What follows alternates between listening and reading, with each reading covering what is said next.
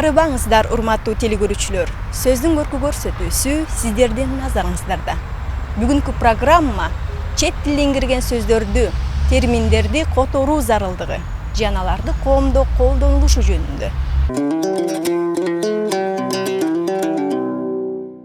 Чет тилден кирген сөздөр которулуп ордун тапса, кайсы бир сөздөрдүн, терминдердин кыргызчасы колдонулбай жатат.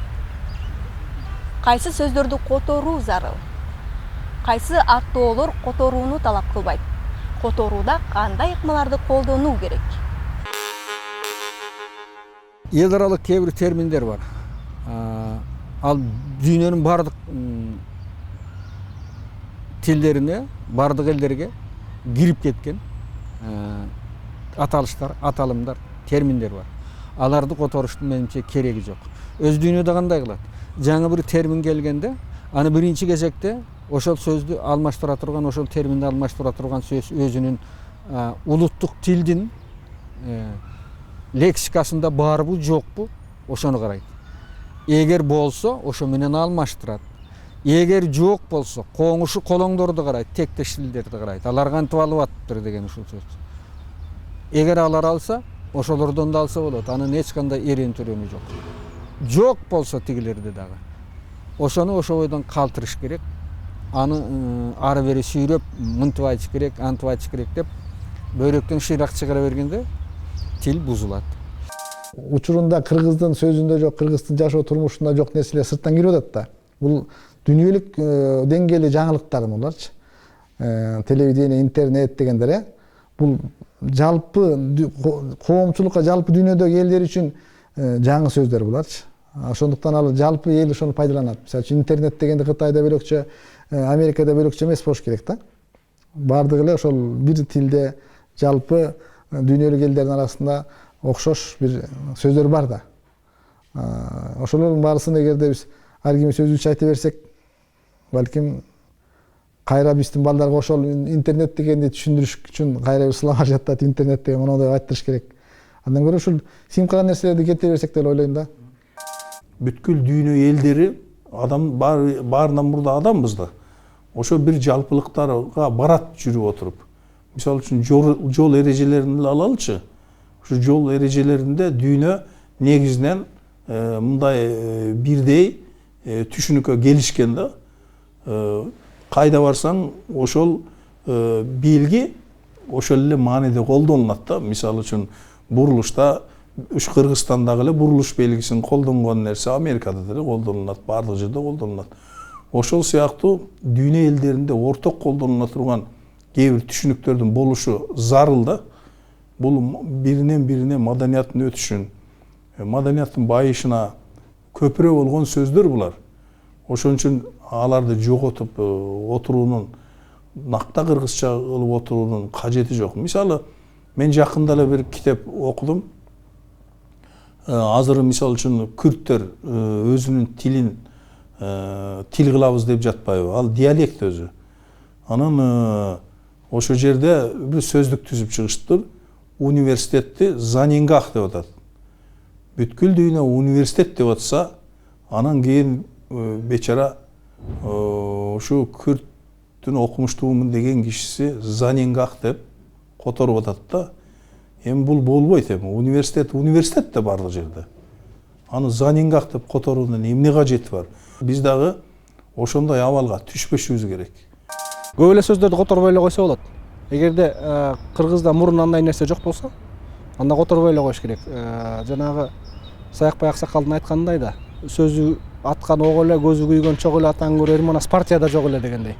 Эми илгерки заманда мисалы компьютер жок болсо, ракета жок болсо эмне кылсын? Аны ошол турган турпатында эле алыш керек. Автомашинаны уна, телевизорду сыналгы, радиону үн алгы деп айткандарыбыз бар.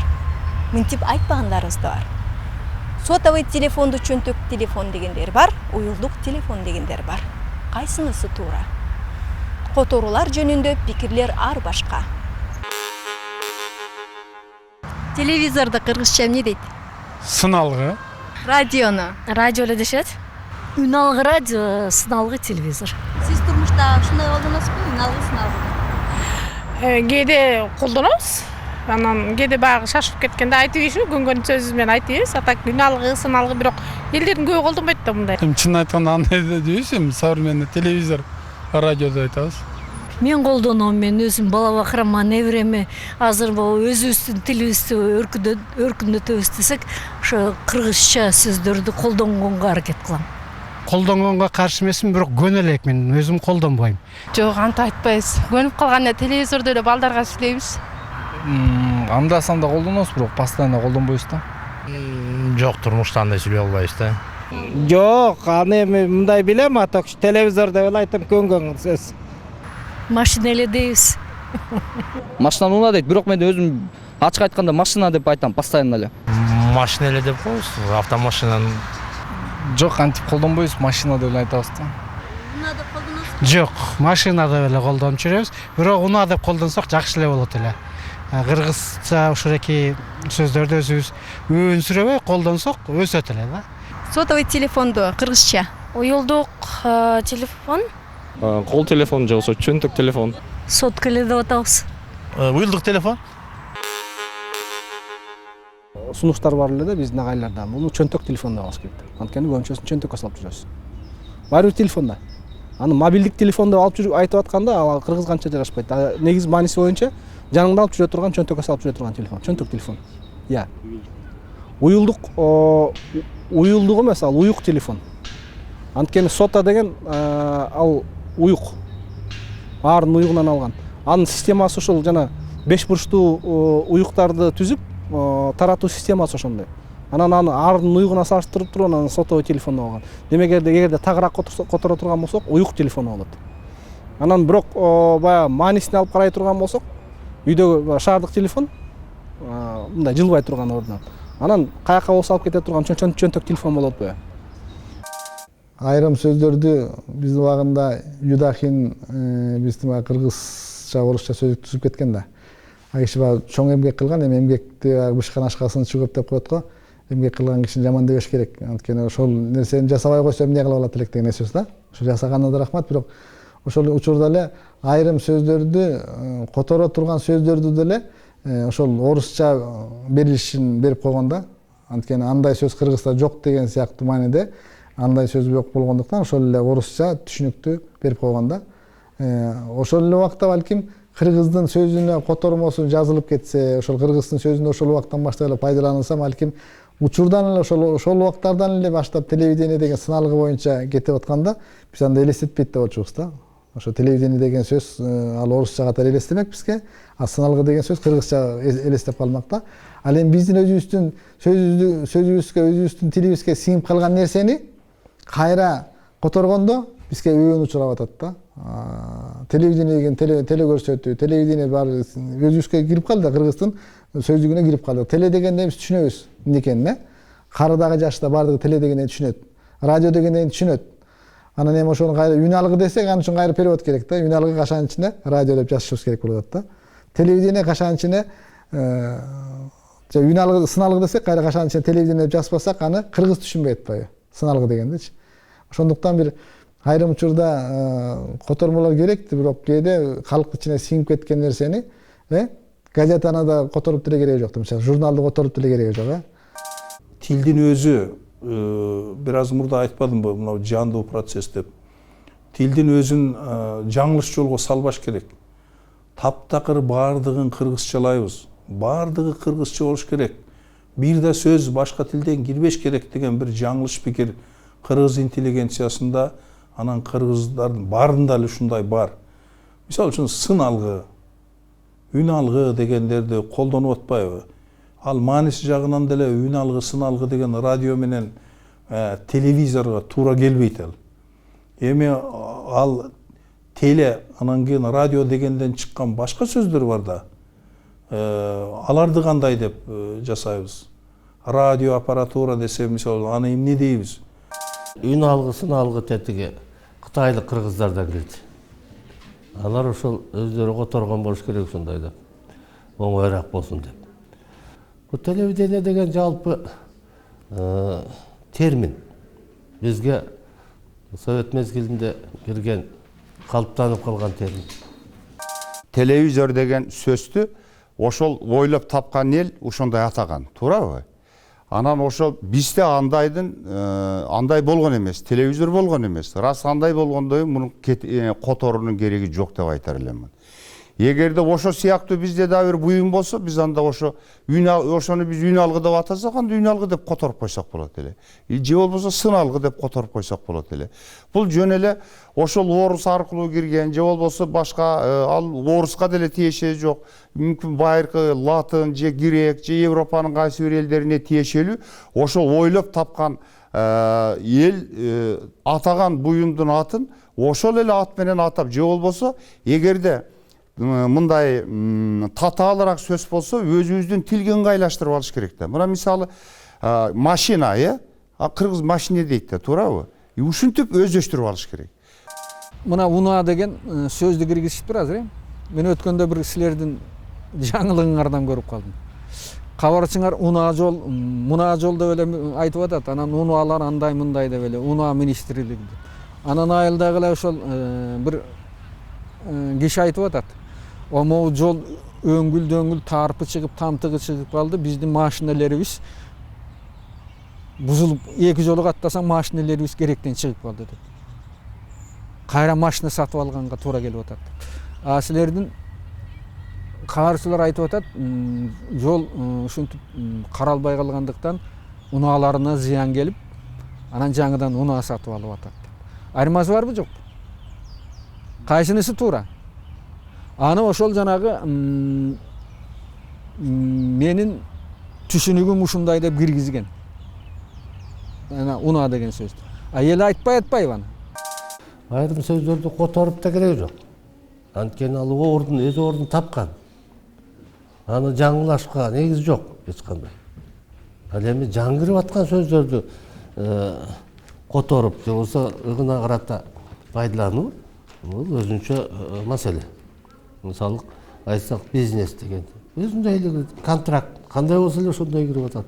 Көрдүңүзбү? Ал тургай мына көрдүңүзбү? Кээ бирде туура эмес которуп койгондун кесепети акыры көп нерсеге тиет. Мисалы губернатор деген сөздү алгач кабыл алып туруп анан аким деп кабыл алды. Анан аким деп келсе, көрсө тиги сыртка чыкканда бөлөк элдерге барып бул жерге аким деп жазып алса, аны эч ким тааныбайт экен. А губернатор деп жазып койсо, бүткүл дүйнөлүк термин элдин баарысы көрүп, о, губернатор экен деп анан аны менен сүйлөшүүгө, маектешүүгө, бизнес тартууга негиздүү экен. Мына ошол сыяктуу котормодо дагы өтө этият кылбаса, жөн эле которуп колдоно бергенин өзү ал жакшы жакка алып барбайт. Мына губернатор деген сөздөрдү мисалы. Мунун эми аналогиясы бар да. Биздин кыргыздарда аны башкарып, эл башкарып келген адамдарда ошол административдик, ошондой акимчилик, эл башкаруу даражалары болгон да, туурабы? Өзүбүздөн болбосо дагы арабтар аркылуу кирген, байыркы Иран аркылуу кирген, же болбосо өтө байыркы өзүбүздүн элдерге, түрк элдерине тиешелүү, өзүбүздө бир унутулуп калса, тектеш түрк элдеринен ошону алып туруп, анан эгер тектеш элдерде жок болсо, анда ошол башка Европа элдеринен же араб элдеринен келеби, ошону да өзүбүздүн тилге ыңгайлаштырып алыш керек. Губернатор эми ал аким деп эмне үчүн айтсак болбойт? Областтын акими деп мисалы үчүн, туурабы? Аймактын акими болбосо, өзүбүздүн тилге да абдан жатык, жакшы. Анан акимчилик дегенде администрация деп кайра которуп алдык. Губернатор деп атап атабыз. Бул өзү тилди кайрадан орусташтыруу. Аны мындай кыргызташтырып, орусташып калган тилди кайра кыргызташтырып, адай өзүбүздүн тилди калыптандыргандын ордуна дайым бир бускан сөздөрдү аралаштырып алып жүрөбүз. Бул биздин саясатчылар, бул тилди билбеген саясатчылардын кылган иши болуп атат. Холодильник, муздаткыч, глушитель, үн жойгуч, стоянка, токтотмо деп эп которулган десек, аларды көпчүлүк иш жүзүндө айтпай келет. Холодильникти кыргызча эмне дейт? Муздаткыч. Муздаткычты айтасызбы сиз? Муздаткыч дейбиз. Муздаткыч деп жок айтпаймын антиптан. Жок, холодильник деп эле колдонуп жүрөм, бирок дагы эле баягы эле колдонсок жакшы эле болот эле. Глушительди кыргызча эмне дейт? Үн өчүргүч го дейм. Үн баскыч беле. кандай үн өчүргүчпү же кандай?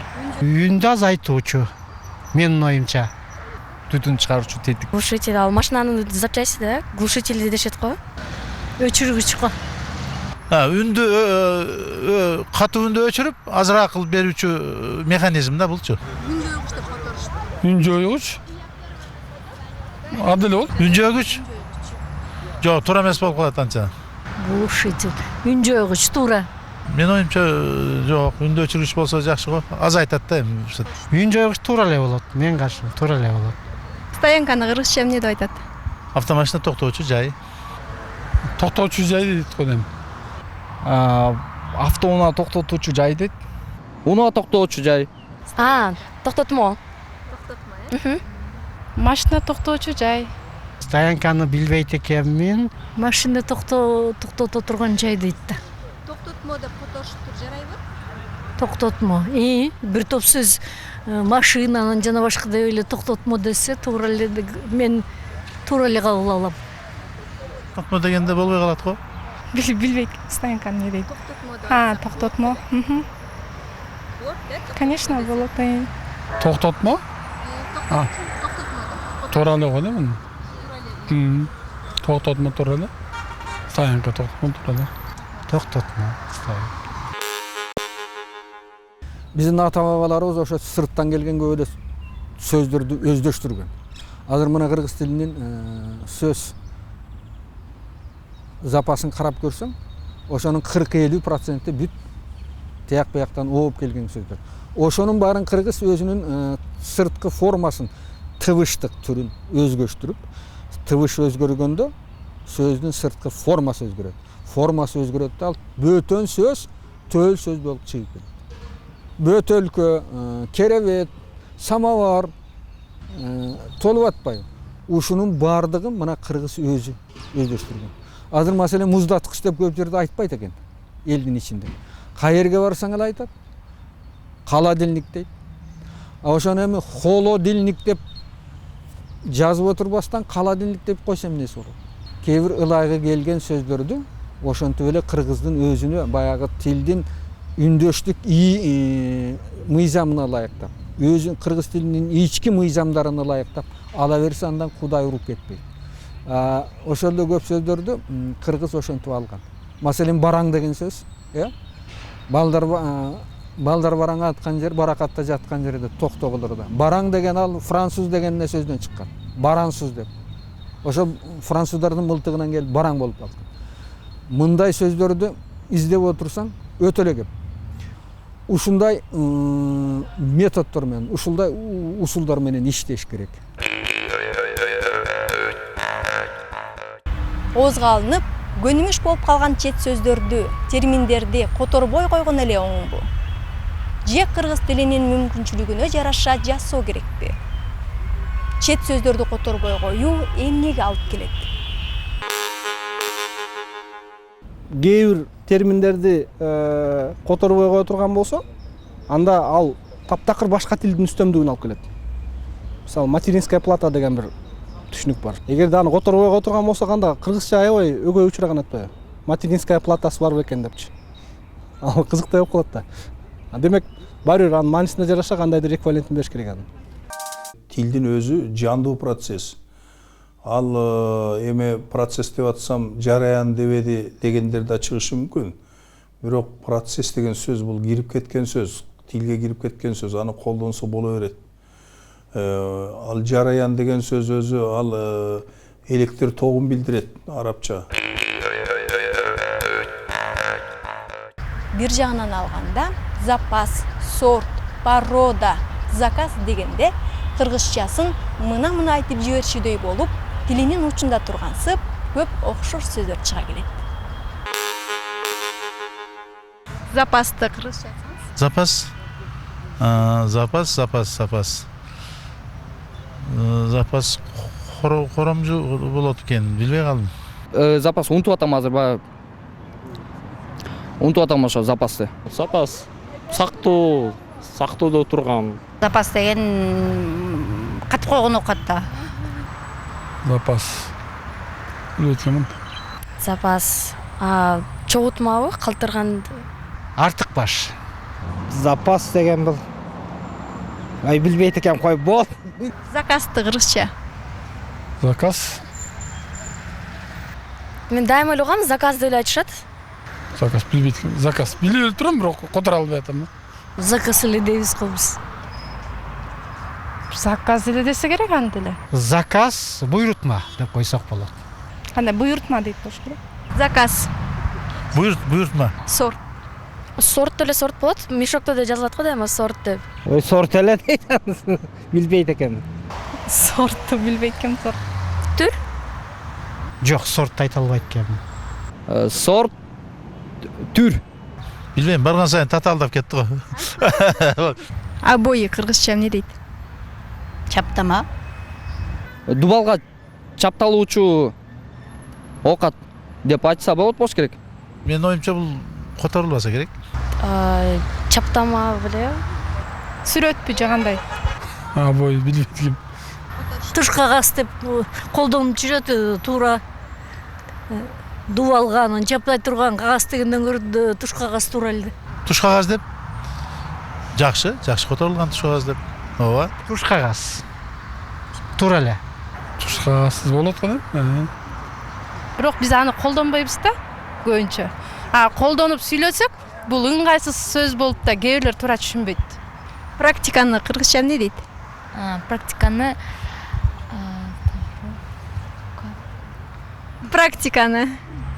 Тажрыйба. Иш жүзүндө дейт. Практиканы иш жүзүндө. Кровать. Билбейм, керебет эле деп айтылат го. керебет. Керебет деп эле айтып атпайсызбы? Керебет деп айтылып калганда, ушу керебет боюнча коюп койсок деле болот да. Самоварды кыргызча эмне дейт? Самор дейбиз. Самор. Самор, керебет деген сөздөр бизге орус тилинен келген сөздөр, ушул боюнча эле колдоно берсек деле болот. Көптөгөн орус тилинен кирген сөздөр бар. Азыр кыргызча мааниси бар кадимкидей эле. Кыргыз тилинин ички мүмкүнчүлүктөрүн колдонуп которсо боло турган. Айталы ошол эле заявканы өтүнмө деп жүрүшпөйбү, же болбосо заказды буйртма деп жүрүшөт. Балким андан башкасы да болушу мүмкүн. Мисалы, кыргызда сорт деген сөздү кыргызча айта албай жүрөбүз. Балким бул ылгам дешим мүмкүн да. Илгап алган нерсе, сорттоп алган нерсе. Сорт дегенди биз айта албайбыз. Заказ дегенди айта албайбыз мисалы. Балким тапшырма деп коет, бир жерде тапшырык деп коет, бир жерде тапшыруу, буйртма деп коет. Көрүңүз сөздү кандай өлгөн. Ошону ордуна тургуза албай атабыз. Дагы бир неме бар. Запас деген сөздү биз айта албайбыз. Эмне үчүн кыргыздар камкор болгон кыргыздар, камбыл болушкан, кыргыздар кампалар болгон, эгинди кампага салышкан. Камкордук менен кыштан жазга чейин эч нерсесин үзбөй жоготпой сакташкан, жеткиришкен. Ошондон улам камылга деген сөздү келип чыккан, даярдануу деген. Ошондон улам түпкү кам деген сөз балким запас деген сөз болор. Биз айта албай атабыз. Демек эң керектүү көрдүңүзбү? Мисалы, кыргыздар боз үй жазатышкан, бирөөгө заказ берип, балким табыштап жазаткан балким. Биз бала кезде мен баланча устага түндүк табыштап койдум эле. Катуу табыштадым деп коелу эле да. Демек табыштама бул заказ деген сөздүн түбү болушу мүмкүн. Мына ушундай сөздөр бизде чет элдик сөздөр кээде ошол түшүнүктүү ээлеп алат дагы, ал кыргыздын энеси сөзүн өлтүрөт. Жакында айтыш болбоду, ошондо Бексултан Жакиев агайыбыз аябай жакшы бир сунушун айтты. Жана депутаттар добуш берип атканда макул каршы калыс деп атышпайбы? Ошо макул каршы анан деген калыс деген туура эмес деп. Калыс деген туура эмес, анткени ал же ар жакка кошулбай, же бер жакка кошулбай, ал калыстык кылган жок, ал арсар деди. Эгерде мындай сөздүн маанисине карай турган болсо, ошол кишинин айтканы чындыкка көбүрөөк жакындап турат, арсар. Эгерде тилдин өзүнүн ички мүмкүнчүлүктөрүн каза келсек, биз ойлогондон алда канча көп. Чынында. Биз баягы четин эле көрүп алып ошо боюнча айтып атпайбызбы? Негизи мындай мүмкүнчүлүктөр көп. Сөз кыргыздын көп сөзү ыйлап эле турат. эч ким аны колдонбойт. Ошол сөз эне тилдеги ошол жакшы сөздөр, эне тилдин түпкү сөздөрү, түпкү байыркы кыргыз сөздөрү, байыркы эне тилибиздеги сөздөр колдонулбай калды. Чет тилден кирген сөздөрдү, терминдерди которуудагы аша чапкандык тилдин өнүгүүсүнө залакасын тийгизет окшойт. Тил илиминин өзүнө таандык жолдорун, ыкмаларын эске алуу абзел. Маселен көп эле терминдер бар кыргызга, кыргыз тилине кирип кеткен. Анан ошолорду эми башкачалап бир кээ бирлер дөгөлө кыргызда жок бир сөздөр менен алмаштырып, ай бул эмне деген сөз десең, ушундай деп айтыш керек, ушу жаңы сөз жасадым дейт. Анда антип олтурсак кыргыз экинчи кыргыз тилин жасаш керек. Биздин адабий тилибиз бар, калыптанган. Ошондо барбы? Бар болсо ордуна кой. Жокпу? Могу коңушулардан, казактар менен өзбектер, тияк бияктардан карап көрүш керек, түрк тилдеринен. Аларда да жокпу? Өзүнчө коюш керек. Эл аралык терминдерди, мындай улуттар аралык болуп кеткен ошондой мартабадагы сөздөргө тийбеш керек. Анда бардыгын которо берели, университетти которолу, университеттагы чет элдик сөз, ректор деген чет элдин сөзү, доцент деген, профессор деген, аудитория деген, китеп деген дагы чет элдин сөзү, дептер деген чет элдин сөзү, которо берели анда бардыгын кыргызчалап, анан тилибизди эч ким түшүнбөгөн бир демеге айланып калсын. Андай болбойт да, мына ушундай ашырып өтө мындай аша чаап кеткендик дагы тилге чоң зыянын келтирет. Мамлекеттик бирдиктүү саясат жүргүзүш керек. Бул терминология боюнча айрыкча. Анан баары бир биз каалайбызбы, каалабайбызбы, негизги роль бул жерде мамлекетке тиешелүү болот да. Ошол процессти башкарып, илимпоздор, анан улут өзү, адамдар, ушул кыргыз тилине эне тилим деп эсептеген кишилер ошону теске билиш керек да. Тилди сүйлөш керек. Сүйлөгөндө гана тил өзүнүн чыныгы милдетин аткарат дагы, сүйлөнүп жатып, колдонулуп жатып, сөздөр өзүнүн маанисин тактайт, өзүнүн маанисин жоготпой коргоп калат. Андан кийин тил таза бойдон турат да. Бул тил деген стихиялуу болот. Ар кандай болуп өнүгөт. Бирөө бирди айтат, бирөө төнү айтат, бирөө бени айтат, Мына орус тилинде деле Пушкиндин заманында ушундай болгон. Атын таппай калганга араң калганда бул орустар деле өзүнүн тилин жоготуп коюп. Анан кийин бу жазуучулар Пушкин баш болуп, Карамзин теги андай баш болуп, анан бүт орустун эски сөздөрүн колдонуп ошол тилде айта баштаган. Акырында анан көнүп кеткен, кирип кеткен. Бизде андай азыр күчтүү маданият, ошол Пушкин, Карамзин же болбосо жанагы Лермонтов сыяктуу чоң күчтүү кишилери жок, күчтүү маданият түзө албайсың азыр. Биздин кыргыз тилиндеги маданият өтө алсыз маданият. Аны күчтүү ар кандай маданият жөнүндө жутуп коет. Ошого туруштук бериш үчүн жана мен айтып атпаймынбы, биздин ата бабаларыбыздан калган, ата бабаларыбыз айтып көнгөн, бөтөн сөздү төл сөзгө айлантып алган ыкмаларын колдонуп, ошол аркылуу мамиле жасаш керек тилге. Чет тилден кирген сөздөрдү, терминдерди кыргыз тилинин нугунда адабий нормаларына ылайык которуп, орундуу колдонуп, сөзүбүздүн көркү чыксын.